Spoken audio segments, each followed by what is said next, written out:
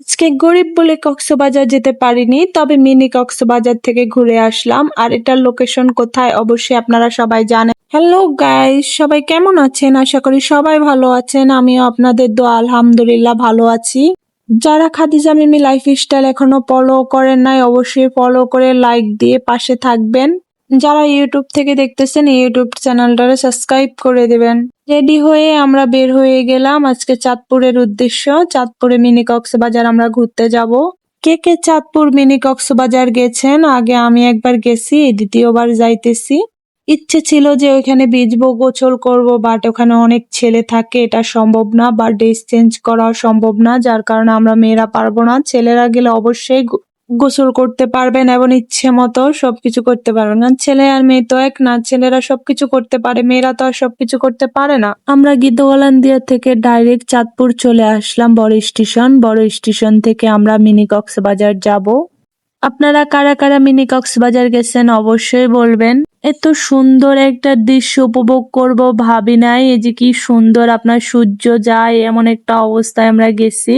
ভিডিওটা দেখে আপনারা বুঝতেছেন যে কত সুন্দর। তার উপরে কি সুন্দর করে নদীতে পানিগুলা ঢেউ দিচ্ছে, আমার কাছে খুবই ভালো লাগতেছে। মিনি কক্সবাজার যেতে হলে অবশ্যই আপনার ট্রলারে করে যেতে হবে। তো আমরা ট্রলারে উঠে গেছি। আমরা একা নই, প্রায় 30 জনের মতো ট্রলারে ছিলাম। এখানে 30 জনের মতো ছিলাম, তাও ভাড়া 100 টাকা করে পড়ছে। আধা ঘন্টা রাখবে, তাও একজনের 100 টাকা কইরা। এদিকে আমি পায়ের উপরে পা তুলে বসেছিলাম। কি সুন্দর নদীতে যখন ঢেউ খেলে তখন আমার কাছে খুব ভালো লাগে, কিন্তু আমার ইচ্ছে ছিল একটু হাত দিয়ে ছুঁয়ে দেব, কিন্তু খুব ভয়ে পারি নাই। যদি পড়ে যাই তাহলে তো শেষ, তাই আমি ভয় আর নেই নাই। তারপর অনেক আপু ভাইয়ারা কিনার দিয়ে বসেছিল, আমি ভয়ে যাই নাই, আমি মাঝখানে বসেছিলাম। আমি গিয়েছিলাম অনেক সাহস নিয়ে, কিন্তু ট্রলারে উঠার পর আমার খুব ভয় করতেছিল, কারণ আমার এসবে খুব ভয় করে।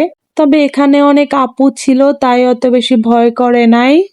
অনেকেই বলছে এই জায়গাটা নাকি ভালো না, যাওয়া যাবে না, বা এরকম অনেক ধরনের কথা বলছে, কিন্তু যখন আমরা দেখলাম যে অনেক আপুরা যাচ্ছে, তাই ভয়টা একটু কাটলো। হয়তোবা পুরা ভিডিওর মধ্যে আপনারা বেশিরভাগই আপনারা এরকম ভিডিও দেখছেন।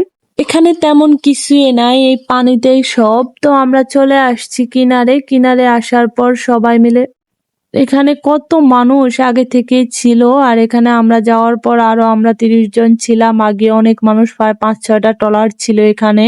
যত কাছে যাচ্ছি তত বেশি ভালো লাগতেছে, অনুভূতিটা অনেক ভালো লাগতেছে, মনে হচ্ছে যে খুব সুন্দর। এখানে তেমন কিছুই নাই, বালু তার হয়েছে গাছপালা আছে মোটামুটি। আপনি কক্সবাজারে ফিল নিবেন যখন এই ঢেউগুলা আসবে। আমার কাছে খুব ভালো লাগছিল এই ঢেউগুলা। আমি পায়েতে তো পানি দিয়ে রইছিলাম। এখানে অনেক ভাইয়ারা ছবি তুলতেছে, অনেক ভাইয়ারা আবার বল খেলতেছে। এদিক দিয়ে আমি হাতে একটু আঁকাআঁকি করলাম। তারপরে আমি এদিকে দেখছিলাম যে মাছ ধরে, তাই আমি ওইখানে গেলাম। তেমন একটা মাছ পায় নাই, তাও খারাপও পায় নাই, 2-3টা মাছ পাইছে, ভালোই পাইছে। আর এই দিক দিয়ে আকাশটা কত সুন্দর, তাই না? আকাশটার কালার দেখে মনটাও একদম ভালো হয়ে গেল। আধা ঘন্টাও থাকতে দিল না, ট্রলারের লোক ডাকাডাকি করতেছে যে চলেন সবাই চলে যাব। এদিক দিয়ে আমার বোরকা পায়ের অবস্থা খুব খারাপ হয়ে গেছে। আজ এ পর্যন্তই, সবাই ভালো থাকবেন আর পাশে থাকবেন।